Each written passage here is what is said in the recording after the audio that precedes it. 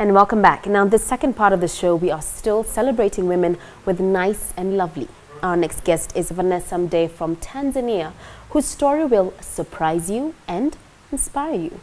This week, I'm hanging out with this lovely, gorgeous, red-haired, blonde-haired. Oh my God, I couldn't decide. I love it though. Thank you. Very nice to meet you, Vanessa. Nice to meet you, Grace. It's Thank you an honor. so much. I worked with your sister briefly. Really? So seeing you reminded a lot about you. But also, I know you're doing so much. Yeah. Radio, TV, music, madam. How do you handle and juggle all that? I think what it is that, first of all, I am such an energizer bunny. I'm the first one up, and I'm the last one to sleep. Oh, so I have to channel it, okay. you know. So what I do is I really just challenge myself, and I want to stay as active as possible while I have the strength, because this is the time. I'm thinking about you, baby. The money on the track. Hey, hey. Not real, what's up, what's up, what's up, what's up, what's up?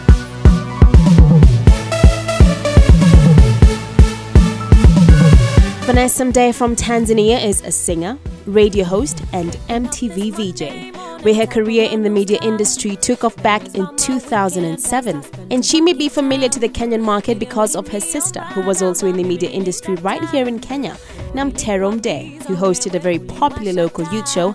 Looks like it runs in the family. But for now, here is her story. What started, I think, naturally was performing as an artist, rather as a young artist in high school and primary school. I did a lot of musicals and plays. And so this is from way back? Way back. I sang in the choir, fantastic. All of that. So I think performing was the very first one. But music is your first love? For sure, for sure. But what came forward to everybody first was presenting, obviously. I won a VJ Search in 2007. That was lots of fun. It's still been one of my favoriteest. My name is Vanessa Mdee. My mother calls me Hau. My friends call me V. Well, after winning the VJ Search, it was clear that she was good at it. But 3 years later, radio came knocking. Yeah, and I was like, what? I've never done radio. They're like, it's okay, you can learn. I said, are you sure? So I said, why not? That was something else. There was another challenge that I was being put up to it. I said, okay, let's try. And I was, needless to say, I sucked on my first day. Is that so? For sure. Are you sure it's probably just all in your head? No, girl. Okay. Live radio, I didn't even cue in my mic. Like, the bed was playing, there was noise, people were waiting. The shows had been promoted for weeks on end, so everyone's listening, and I forgot to do the most important thing. Switch on your mic. Yes. Vanessa, aka V, is not your ordinary kind of girl, because for her, challenges are always welcome. In fact, you'll be surprised to know what she studied for her degree. Two things you brought out. In fact, there's a quote I love by Richard Branson. It says, if someone offers you an amazing opportunity and you're not sure you can do it, say yes. Say yes. And learn on the way. Yes. I feel like that's your story, because you studied law, didn't you? I did. I went to law school. I went to Korea, actually. I went to Catholic University of East Africa. Imagine. Girl. Kenyan girl. As I ish. I mean, we all did the Electric Avenue weekend, so yes, by virtue I am. Right. No, I literally hated the course, and it was my father's wish to do it. But I like challenges. I was like, okay, so let's do this law thing, and I did well. Anyone who was in my class would tell you that yes, I was the loudest, the rowdiest. The lecturers didn't like me much. But I was there, you did well. Okay. And I participated, and one thing that I hate to do is fail, so I was like, I'll be damned if I'm going to fail this course, so yeah. It ended abruptly, really, because first, my father passed away whilst I was doing the course, whilst I was in uni, and at the time, because it was his dream for me to be a lawyer, I think maybe it was his dream, I was like, maybe he wanted to be a lawyer once upon a time. And he was like, oh, I think she'll be a great lawyer. Yeah, and you know, I always do these things for my parents. Like, I would do it. Like, so I did it, and then he was no longer here. So I was like, what am I doing this for again? And I would go into the lectures and I'd be depressed, and mentally, physically, spiritually, financially, it wasn't working. So I literally took a step back, and I remember the day I said, I'm not going back to another lecture again, and I didn't. You're kidding me. Yeah, I did. And then MTV VJ just came at the right time. But the VJ search had happened before I dropped out.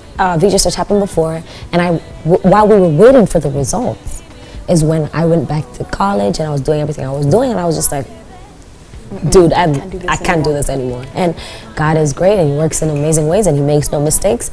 I won. What a brave step and powerful end to it all. And so media it is for Miss Mdee, who has done quite a few prolific interviews with the likes of former Nigerian President Obasanjo to media mogul Russell Simmons.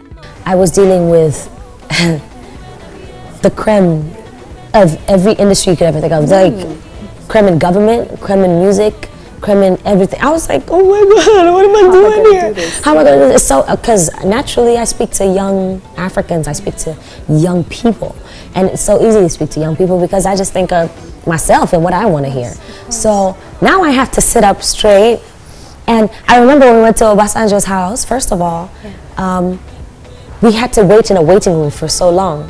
While he's the president. He's busy. He's busy, and he likes to play ile kamari. I don't know what it's called in English. Like, which one is that? Like the one with the holes. Chess. Yes, local chess. Okay, let's call it that. Crazy. I was like, oh my God. So he comes in. First of all, he's like, hello. Completely like, you see Obasanjo in the news, and he's such a solid figure. Yeah. But in person, first of all, he's being slapped around by his grandchild. Like, it's the cutest. I was like, what did we just walk into? And then he switches immediately into, hi.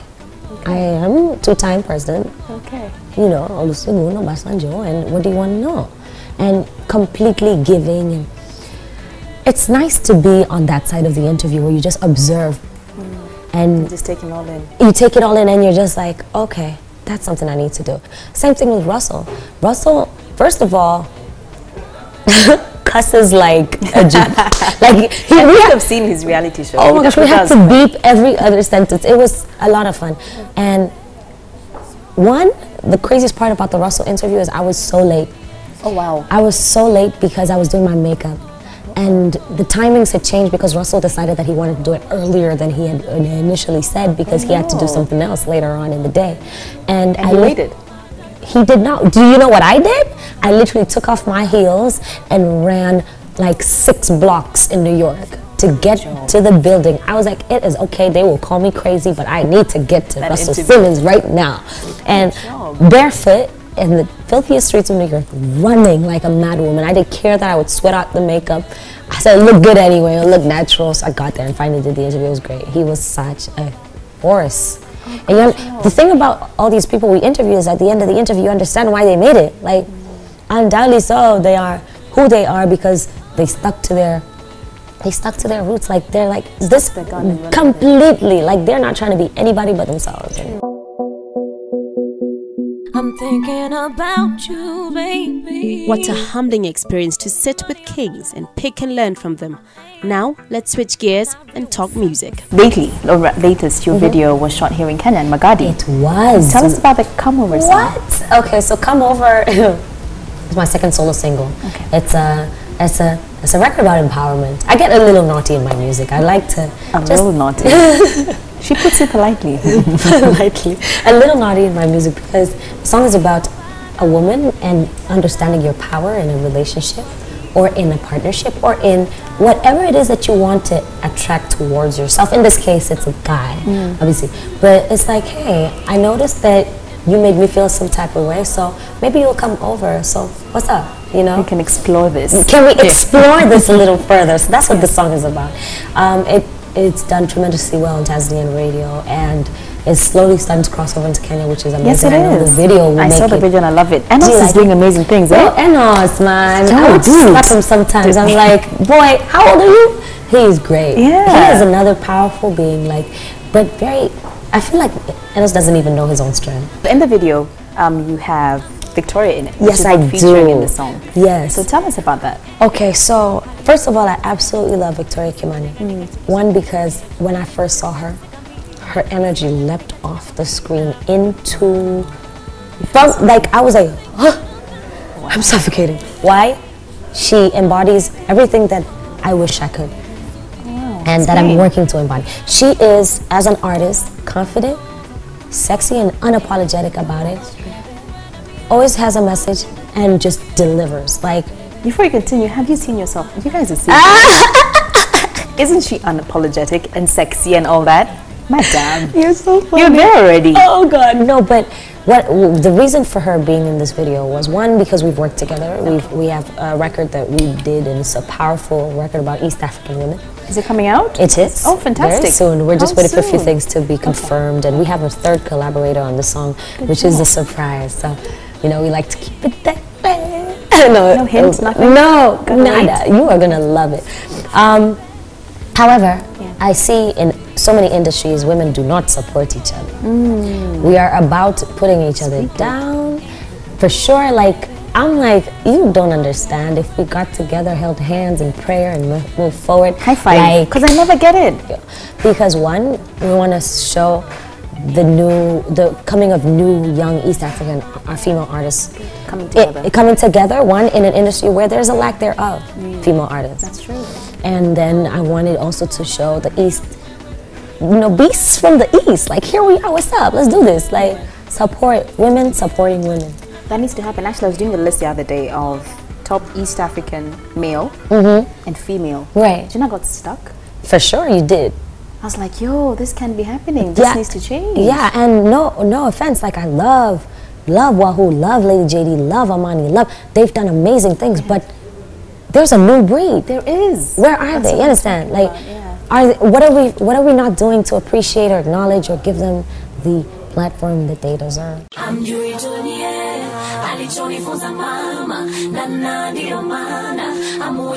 Her new single, now playing in the background, is Hawajui. Came out after a sensitive time for her. She had just won a Kilimanjaro award, but the response she received was anything but encouraging. We won the award, and after we did, it was a difficult category, and I believe that everyone was deserving. However, after I won the award, there was a lot of just chatter about whether I was deserving or not. Really? Yeah.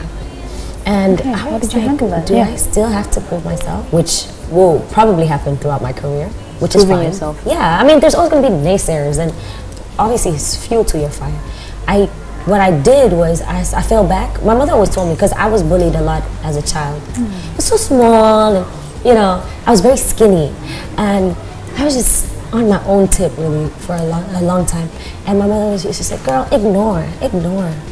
And I didn't understand this ignore thing, because I was like, but why should I ignore? Can I retaliate?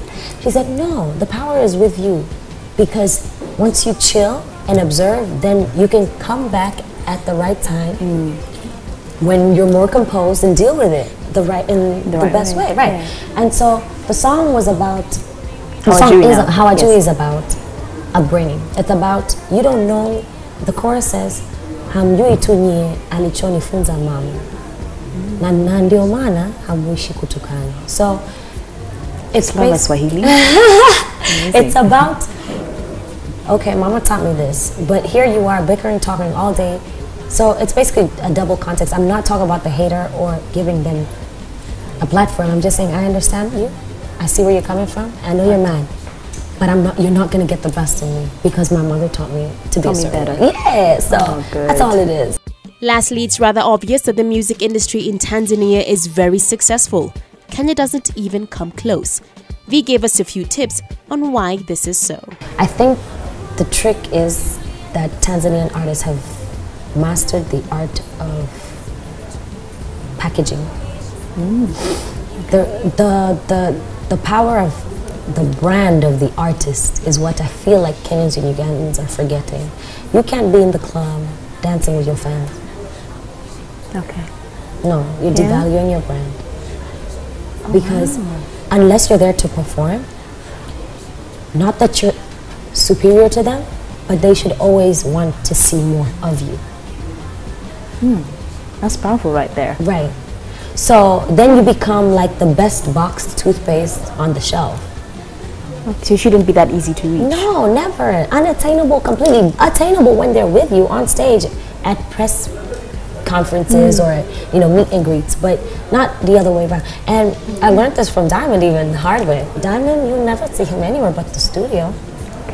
And the other thing is, Tanzanians have learned the power of investing in music videos and content. And they will throw so much. You spoke about Diamond. Yeah. He spent money, and I met him once, interviewed him sometime last year. He had this whole team around him, entourage, like, getting to him was difficult. The room, you're like you talk to the manager, you have 10 minutes, he'll talk about this, let me see your questions, analyze, okay, Can go. I tell you a Let's do secret? this. Yes.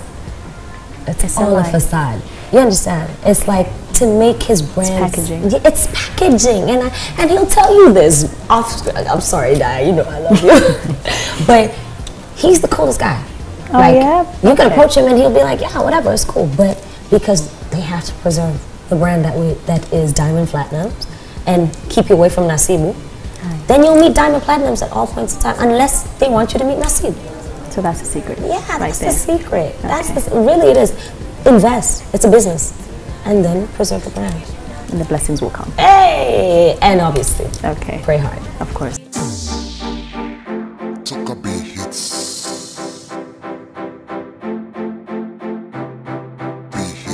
And there you have it, the girl with the petite frame who is fearless, young, beautiful, and African. The new face of female empowerment in Africa. Let me ask you a question. What would it take for me to get your attention? You're my kind of guy and I think you're fly. Thank you so much for watching this show. I hope you enjoyed our lovely guests. I must say a special thank you to the locations we used: West House, Sun and Sand, Mayfair, and of course, the lovely Hemingways. Until next week, catch me on Facebook, Twitter, and Instagram at KeepItKiss, #Graced. God bless and good night. Najaribu kuhifadhi chozi langu kama maji inakuwa sana kazi haujui. Waulize washikaji ninashindwa kunywa maji inakuwa sana kazi haujui. Najaribu kuhifadhi chozi langu kama maji. I wanna get you closer, closer, closer, closer to